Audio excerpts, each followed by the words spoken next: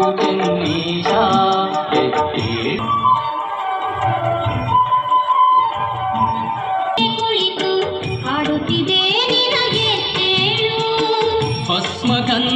ಭೂಷಿತ ಚೆಲುವ ಚನ್ನಪ್ಪ ಸ್ವಾಮಿ ಮಹಾನುಭಾವ ಏಳು ಶರಣನೆ ಏಳು ಮಹಿಮನೆ ಕಲ್ಮಠ ಕರುಣಾಸಾಗರನೇ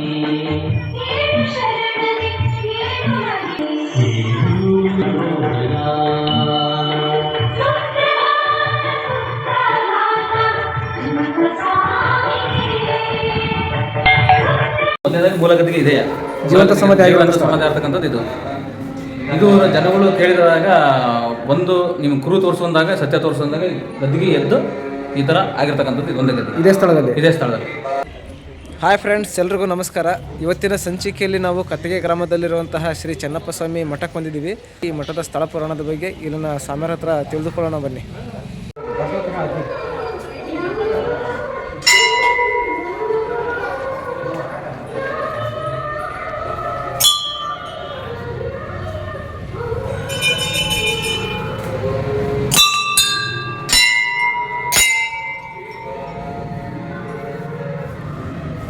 ಪ್ರಥಮವಾಗಿ ವಿಘ್ನೇಶ್ವರನ ಒಂದು ಮೂರ್ತಿ ಫ್ರೆಂಡ್ಸ್. ಸಮರೆ ಹೇಳ್ರಿ ಸಮರೆ, ಇದು ಮೊದಲನೇದಾಗಿ ಮೂಲಗತಿಗೆ ಇದೆಯಾ ಜೀವಂತ ಸಮಾಧಿ ಆಗ್ತಕ್ಕಂಥದ್ದು ಇದು ಜನಗಳು ಕೇಳಿದಾಗ ಒಂದು ನಿಮ್ಮ ಕುರು ತೋರಿಸುವಂದಾಗ ಸತ್ಯ ತೋರಿಸುವಂದಾಗ ಗದ್ದಿಗೆ ಎದ್ದು ಈ ಥರ ಆಗಿರ್ತಕ್ಕಂಥದ್ದು ಇದೊಂದೇ ಗದ್ದೆ ಇದೇ ಸ್ಥಳದಲ್ಲಿ. ಇನ್ನು ಲಿಂಗೈಕ್ಯ ಆದ್ಮೇಲೆ ಆಗಿರ್ತಕ್ಕಂಥದ್ದು ಇವು 4 ಗದ್ದಿಗೆಗಳು. ಲಿಂಗೈಕ್ಯ ಆದ್ಮೇಲೆ ಆಗಿರೋದು ಇದು 2ನೇವರು ರುದ್ರಪ್ಪ ಸ್ವಾಮಿಗಳು ಅಂತ, 3ನೇವರು ನಾಗಪ್ಪ ಸ್ವಾಮಿಗಳು ಅಂತ, ಇನ್ನು 4ನೇವರು ಪರಮೇಶ್ವರಪ್ಪ ಸ್ವಾಮಿಗಳು ಅಂತ, ಅದು ನಮ್ಮ ಅಜ್ಜ. 5ನೇವರು ತಂದೆಯವರು ನಾಗೇಶ್ವರ ಸ್ವಾಮಿಗಳು ಅಂತ, ನಾಗಪ್ಪ ಸ್ವಾಮಿಗಳು ಅಂತ, ಅವರು ನಾಗೇಶ್ವರ ಸ್ವಾಮಿಗಳು ಅಂತ. 4 ಲಿಂಗೈಕ್ಯ ಆಗ್ತಕ್ಕಂಥವು. ಅದೊಂದು ಜೀವಂತ ಸಮಾಧಿ. ಸರಿ, ಸುಮಾರು 5 ಪೀಠಗಳಿದೆ. ಅದು ಜೀವಂತ ಸಮಾಧಿ ಆಗಿರೋಂಥದ್ದು. ಇದು 4 ಲಿಂಗೈಕ್ಯ ಆದ್ಮೇಲೆ ನಾವು ಇಲ್ಲಿ ಹಾಕಿರ್ತಕ್ಕಂಥದ್ದು. ತುಂಬ ಧನ್ಯವಾದಗಳು ಗುರುಗಳೇ. ಜಿಪ್ ಕಲಕಮ್ಮ ನೋಡಿದ್ರಲ್ಲಿ ಒಂದಿತ್ತು ಬುಡ, ಇಲ್ಲೇ ಇದೆ ಧನ್ವಂತರಿ ಗುಡಿ ಹತ್ರ ಇತ್ತು ಅದು ಬುಡ. ಆಮೇಲೆ ಮರಿಕೊಪ್ಪ, ಆಮೇಲೆ ಹೊನ್ನಾಳಿ, ಇದೇ ಹೊಂಡ. ಇನ್ನು ನಾವು ಇವಾಗ ಬಂದ್ವಿ. ಹೌದ್ರಾ? ಅದು ಅವ್ರ ಬಂದಿದೆಯಾ? ಇದು ನಮ್ಮ ತಂದೆಯವರು ಇವೆಲ್ಲ ಮಾಡ್ತಕ್ಕಂಥದ್ದು. ಇದು ಹೊಂಡ ಇದೆಯಾ ಉಪಯೋಗಕ್ಕೆ ಮಾಡ್ತಕ್ಕಂಥ ಅಂತ ಶಾಪ ಕೊಟ್ಟಿರೋದು ಇದು ಮಾತ್ರ. ಇದು ವಿಷ್ಣು ದೇವಸ್ಥಾನ, ಶಿವನ ದೇವಸ್ಥಾನ. ಅದು ಭೂತಪ್ಪನ ಕಲ್ಲದು. ಆ ಕಡೆ ಮಾಯಮ್ಮ, ಅದು ಮಾಯಮ್ಮ ದೇವಸ್ಥಾನ. ನೋಡಿ ಫ್ರೆಂಡ್ಸ್, ಈ ಹೊಂಡ ಎದಕ್ಕೂ ಉಪಯೋಗ ಆಗದೇ ಇರಲಿ ಅಂತ ನಮ್ಮ ಸ್ವಾಮಿಯವರು ಶಾಪ ಕೊಟ್ಟಿದ್ರಂತೆ. ಆಗಿನ ಚೆನ್ನಪ್ಪ ಸ್ವಾಮಿಗಳು ಆಗಿನ ಕಾಲದಲ್ಲಿ ಸುಮಾರು ಒಂದು 700-800 ವರ್ಷ ಆಗಿರ್ಬೋದು. 300-400 ವರ್ಷ ಆಗಿದೆ. ಅಲ್ಲ ಆಗಿದೆ, ಯಾವಾಗಿಂದ್ರೂ ಉಪಯೋಗ ಇಲ್ಲ ಇದು. ಅಂದರೆ 5ನೇ ತಲೆಮಾರು ಅಂತ ಹೇಳಿ. ಹೌದೌದು, 5ನೇ ತಲೆಮಾರು. ಅಲ್ಲಿಂದನೂ ಇದೆ ಇದು. ಇಲ್ಲೊಂದು ರಂಗಭಜನೆ ಮಾಡಿದ್ರೆ ಅದು ಉಪಯೋಗ ಇಲ್ಲ. ಆ ಕಡೆ ಕೆರೆ, ಅದು ದುರ್ಗಮ್ಮನ ದೇವಸ್ಥಾನ. ಇದು ನಾವು ಬಂದಮೇಲೆ ಸಣ್ಣಕ್ಕೆ ಶ್ರೀ ಚೆನ್ನಪ್ಪ ಸ್ವಾಮಿ ಹಾಗೂ ನಾಗಪ್ಪ ಸ್ವಾಮಿಗಳವರ ಸಮುದಾಯ ಭವನ ಅಂತ ಮಾಡಿದ್ವಿ ಇದನ್ನು.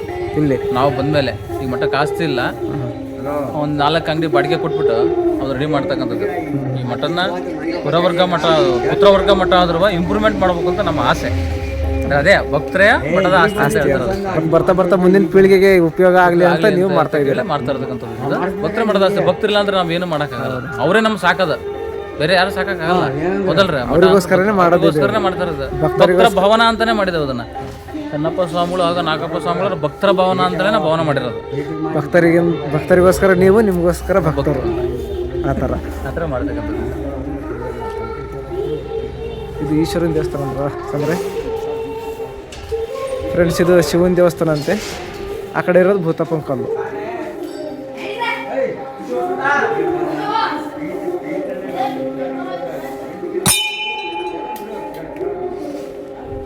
ಶಿವಾಯ ನಮಃ. ಸಣ್ಣ ಗುಡೆ ಇತ್ತು ಅವಾಗ ಸಣ್ಣ ಗುಡೆ ಇತ್ತು. ಈ ಮಕ್ಕಳು ಏನು ಮಾಡೋರಪ್ಪ ಅಂತಂದ್ರೆ ಇದು ಸಣ್ಣದಿತ್ತು, ಬಸವಣ್ಣ ಒಳಗಡೆ ಇತ್ತು. ಪಾಸಕನ ಪೇಲಕನ ಸಣ್ಣ ಮಕ್ಳು ಬಂದು ಎತ್ತಿದ್ರೆ ಎದ್ದಾಳದು.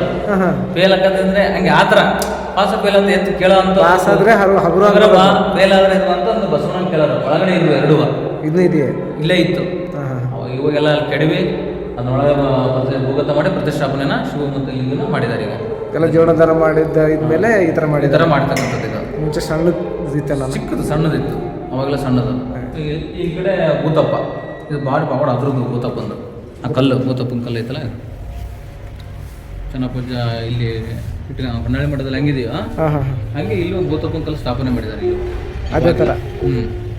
ಇಲ್ಲಿ ಊರಲ್ಲಿ ಕಳ್ತನ ಅಂತಂದ್ರೆ ನಮ್ಮ ಹತ್ರ ಬಂದು ಕೇಳಿದಾಗ ಭೂತಪ್ಪಕ್ಕೆ ಒಂದು ಕಾಯಿ ಬಿಡಪ್ಪ ಹೋಗಿ ಕಳ್ತನ ಮಾಡ್ತಕ್ಕಂಥದ್ದು ಅವ್ರು ಬಂದು ನಿಮಗೆ ವಾಪಸ್ ಅವರೇ ಕೊಡ್ತಾರೆ ಅಂತ ಹೇಳಿ ಕಾಯಿ ಬಿಡಿಸ್ತೇವೆ ಇಲ್ಲಿ ಭೂತಪ್ಪಗೆ. ಗುರುಗಳೇ ಅವು ಅದು ಮಾಯಮ್ಮನ ದೇವಸ್ಥಾನ, ಅದು ಮಾಯಮ್ಮನ ದೇವಸ್ಥಾನ. ಅದು ಸಣ್ಣಕ್ಕಿತ್ತು, ಈಗ ಎಲ್ಲ ಗ್ರಾಮದವರು ಸೇರಿ ಎಲ್ಲ ಮತ್ತೊಂದು ಕಟ್ಸಿದಾರೆ. ಅದನ್ನ ಗ್ರಾಮದವರು ಜೀರ್ಣೋದ್ಧಾರ ಮಾಡಿ ದೊಡ್ಡದಾಗಿ ನಾವೇ ಪ್ರತಿಷ್ಠಾಪನೆ ಮಾಡಿದ್ದು ಅದನ್ನ.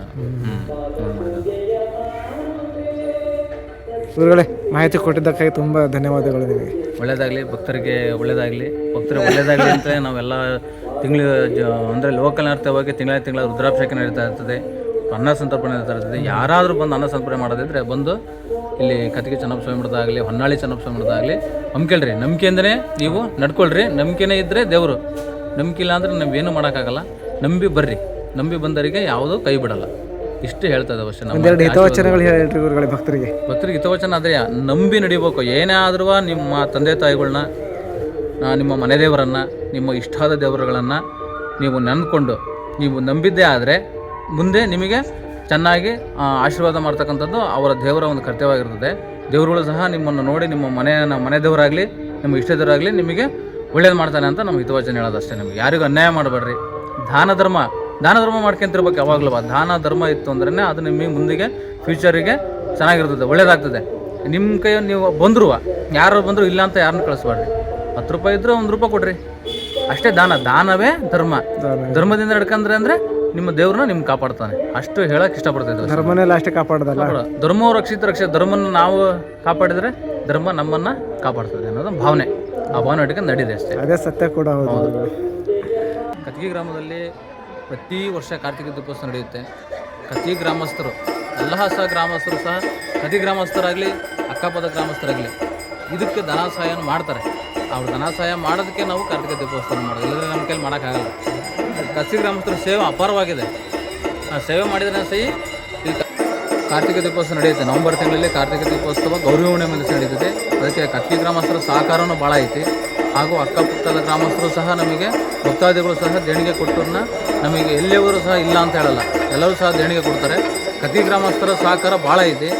ಇವರಿಬ್ಬರು ಸಹ ನಮಗೆ ಸಣ್ಣ ದೀಪೋತ್ಸವ ನಡೆಸೋದು ಇವರಿಬ್ಬರು ನಡೀತಾ ಇದೆ. ಇವರಿಂದ ದೀಪಾಲಂಕಾರ, ಮಠ ಚೆನ್ನಾಗಿ ಕಾಣೋದೊಂದು ದೀಪಾಲಂಕಾರ ಇರಬೇಕು. ಅದಕ್ಕೋಸ್ಕರ ದೀಪಾಲಂಕಾರ ಚೆನ್ನಾಗಿ ಮಾಡ್ತಾಯಿದ್ದಾರೆ. ಅದಕ್ಕೋಸ್ಕರ ಮುಂದಿನೂ ಸಹ ನಾವಿರೋ ತನಕ, ನೀವಿರೋ ತನಕ ದೇವಸ್ಥಾನಕ್ಕೆ ಆಗಲಿ ಮಠಕ್ಕಾಗಲಿ ಒಳ್ಳೆ ಕಾರ್ಯ ಸಿದ್ಧಿ ಆಗಲಿ ಅಂತೇಳಿ ನಿಮ್ಮ ದೇಣಿ ಸಹಾಯ ಇರಲಿ, ಗ್ರಾಮಸ್ಥರ ಸಹಕಾರ ಇರಲಿ ಅಂಥೇಳಿ ಅವರಿಗೆ ಶ್ರೀ ಚನ್ನೇಶ್ವರಪ್ಪ ಒಳ್ಳೇದು ಮಾಡಲಿ ಅಂತೇಳಿ ಆಶಿಸ್ತೀವಿ, ಆಶೀರ್ವಾದ ಮಾಡ್ತಾಯಿದ್ದೀವಿ.